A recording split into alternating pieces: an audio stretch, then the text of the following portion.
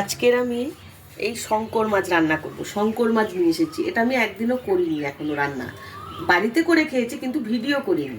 আমি আজকে first time এই শঙ্কর মাছটা ভিডিও করছি।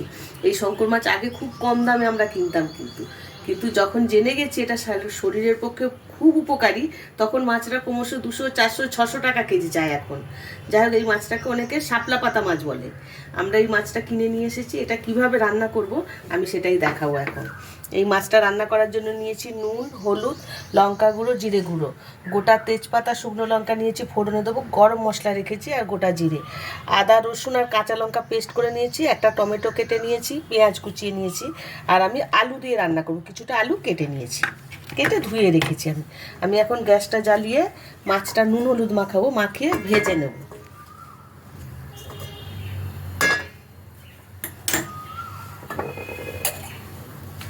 কড়াইতে তেলটা দিয়ে রাখি, তেলটা গরম হতে থাক, তার মধ্যে আমি মাছটা নুন হলুদ মাখাই ভালো করে।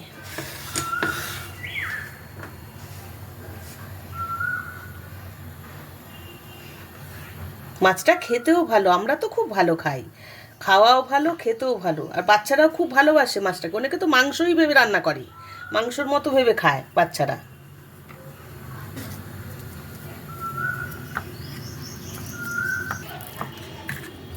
ভালো করে নুন হলুদ মাখিয়ে নিয়েছি। এই মাছটার কিছুই বাদ যায় না, ছালটা তুলে ফেলে দিয়ে ওরা বেশ ভালো করে কেটে দেয়। আমি এখন তেলটা গরম হয়ে গেছে, মাছগুলো আস্তে আস্তে ভেজে নেব।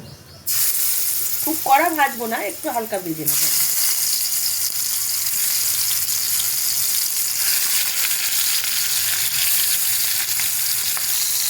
মাছগুলো আমি উল্টে পাল্টে হালকা করে ভেজে নিচ্ছি। খুব বেশি ভাজলে না মাছটা একটু শক্ত হয়ে যায়, এই হালকা করে ভেজে নিলাম। আমি সব মাছগুলো এইভাবে ভেজে তুলে নিচ্ছি।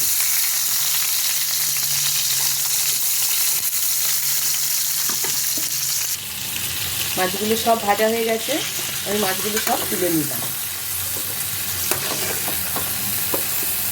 খুব বেশি হালকা ভাজলেই ভালো হয়, শক্ত হয়ে যায় বেশি ভাজলে। আমি এখন এই মাছ ভাজার তেলের মধ্যেই একটা গোটা লঙ্কা, একটা তেজপাতা দিয়ে দিলাম, আর একটু গোটা গরম মশলা দিয়ে দিলাম। দিয়ে পেঁয়াজগুলো দিয়ে দিলাম। পেঁয়াজগুলো ভালো করে ভেজে নেব।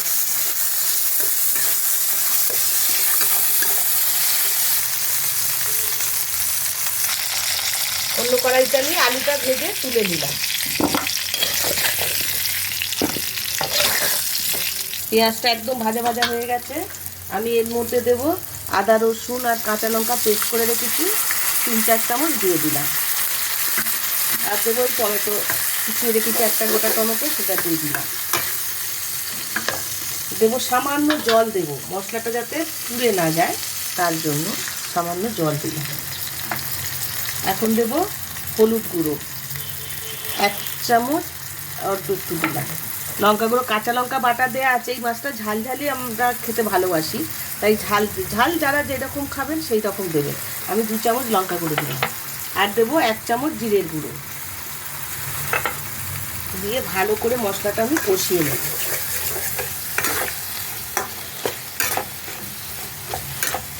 দেবো আমি নুন আন্দাজ মতন। নুন দিয়ে মাছগুলো নুন হলুদ দিয়ে ভেজেছি, আলুটাও একটু নুন হলুদ দিয়ে ভেজেছি, তাই নুনটা বুঝে দিতে হবে। আমি 1 চামচের একটু বেশি নুন দিলাম। এখন মশলাটা ভালো করে কষিয়ে চারিদিক থেকে তেল বেয়ে আসবে, তখন আমি আলুগুলো তুলে দেবো। দেখুন মশলাটা কষানো হয়ে গেছে, এখন আমি আলুগুলো দিয়ে দেবো। দিয়ে ভালো করে একটু কষিয়ে নেব। আলুগুলো আমি ভেজে নিয়েছি, এখন এই মশলার মধ্যে দিয়ে একটু কষিয়ে নিয়ে আলুগুলো এখন আমি জল দিয়ে দেবো। মশলাটা কষানোর মধ্যে একটু হাফ সিদ্ধ হয়ে গেলে আলুগুলো, তখন মাছগুলো তুলে দেবো, নাহলে মাছগুলো ভেঙে যেতে পারে। এখন আমি জল দিয়ে দেবো, জল দিয়ে 5-6 মিনিট ঢেকে দেবো আলুগুলো সিদ্ধ হওয়া পর্যন্ত। আলুটা হাফ সিদ্ধর বেশি হয়ে যাবে, তখন আমি মাছটা তুলে দেবো। এখন আমি ঢেকে দেবো।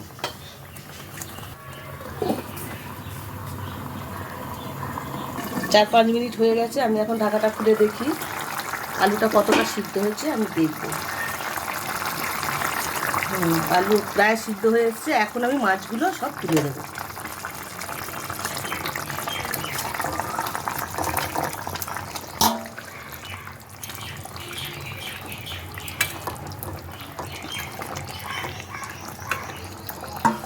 এখন আমি 1-2 মিনিট ঢেকে দেবো। আমি